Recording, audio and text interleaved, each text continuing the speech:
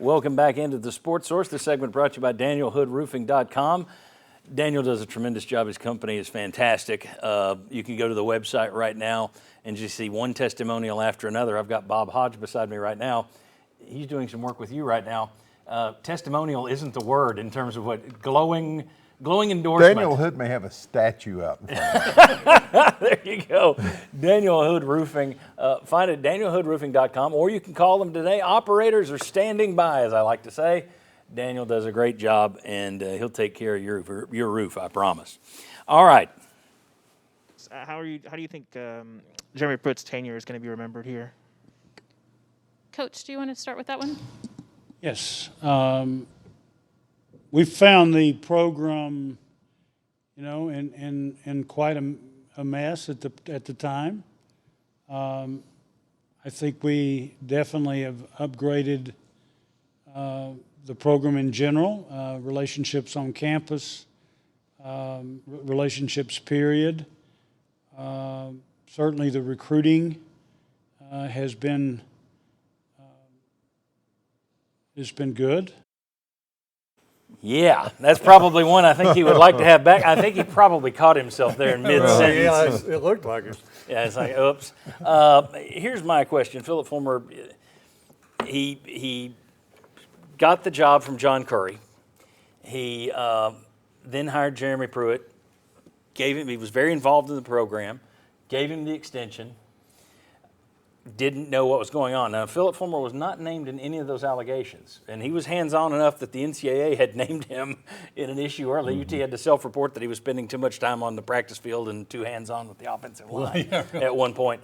But he didn't know what was going on according to the NCAA. My question is, he's taken a beating from some people outside of the area, but in terms of locally, how does this impact Phillip Fulmer's legacy, or does it around here? Chuck Cavaleris. Well, I mean, you certainly can't say it helps it, right? But you've got the segments of Phillip Fulmer, the player, Phillip Fulmer, the assistant coach, offensive line coach, head coach. Then you get to the athletic director. And to me, that's what you're looking at. And in that report, John, where you had the failure to monitor, isn't that really hammering at the athletic director? Who's supposed to monitor that? So if it does affect the legacy, I think that's what it goes back to. Doesn't impact the coaching legacy. I don't think so. I'm going to go right down the road with what Chuck did. I don't think a lot of people the people who are Coach Fulmer's fans, that's the way they refer to him, as Coach Fulmer. Yeah. I think the AD thing just kind of disappears. They were all fired up about it. They demanded it, Yes, wanted it, and thrilled it, by it. obviously and then it didn't work. It wasn't good. It wasn't good for the university. It wasn't good for Coach Fulmer. It wasn't good for anybody. But I honestly think it's just vapor, and it's going away, and Phil Fulmer's legacy is going to be, you know what? We've had two guys win national championships here. Yeah. Excuse me, General Neyland and Phillip Fulmer. And until that changes, I think that's how he will be remembered by the people who like him. Now, the segment that held the Johnny Major stuff against him, Right. I think that's just another brick in the wall. Well, see, that's where I was going to go. I don't think this really impacts it, and I think part of it is what our society is today. Everybody just gets in their camp, and if something goes against my camp, I ignore that. If something says what my camp wants to hear, then I'm in on it. I think that this is a guy who some people didn't like him because of the way he got the job from Majors. Some people loved him because they wanted rid of Majors. They loved him like there's no tomorrow when he won the national championship. Then it fell off. Some didn't like him for that. Some blame Mike Hamilton for firing him too soon.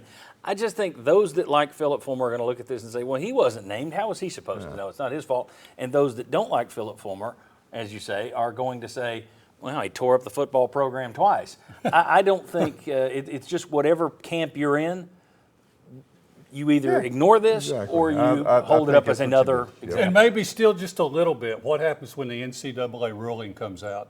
If that is more a part of it, then I think that can. But as a rule, and we know a lot of people in this community, we talk to them all the time. I agree exactly with what you're saying, is that it's really what he was going all the way back to the player, all the relationships he built in the community leading up to winning the national championship. See, I don't necessarily agree. I think it's just there are those who like him and there are those who don't like him. And what I was going to say I just think it's down to those fault lines, and nothing's going to change those people at this point. And we're almost 2 years beyond it now. What if we're 3 or 4 years beyond it when something finally happens? And I think by that time, Coach Fulmer's part in it, I think it'll just go away. But he did come out smelling like a rose. He came out with money. That part I got. That part I'm bothered by is they allow you to resign. You say I'm retiring. Yeah. If you're retiring, that's the gift, to say you're retiring and you're not forced out. If you're retiring, you don't get the money. If you take the money, then you're fired. We didn't. There's not a here. It's a gift. You're Yeah. retiring. Here's $1 million. That I got a problem with. But one question I have for you: does this? I mean, you had so many people. We need a Tennessee man. Got to have Tennessee AD. Got to have orange blood. And we laughed about it. And people were like, "You don't need bean counters. We need." I think this kills that. Nope. You need a bean counter. I think it's you the world we live need a in. bean counter. And I think with this younger generation of people, I think this having to have a Tennessee tie is really, that's our generation. I think Right. a lot of people want that Tennessee tie. Yeah. It's a good point because who'd want anybody tied to the last 20 years of Miss? And I think that's part of it, but I think the younger guys, and the funny thing is, if you go back and look, Tennessee's history wasn't built on people from Tennessee. Right. That's great. Bob Woodruff, where did he come from? University of yeah, Florida. General Doug Neyland. Dickey, General Neyland. I mean, all this stuff. Peyton Manning wasn't exactly born in Knoxville. So, yeah, I agree. I just think at this point, find the right guy. Well, Yeah. I don't care where he's from. Don't care who he went to school. Find the right guy. find That's the somebody bottom who line. has some experience actually doing the job. That's a good Said, point. said That would at be the a good time. start. Said that at the time, but a lot of people were mad that I said it. All right, when we come back, Chuck will throw out some over-unders for our VFLs. How much of the fall is going to improve in 2022? We'll tell you next on Back on the Sports Horse.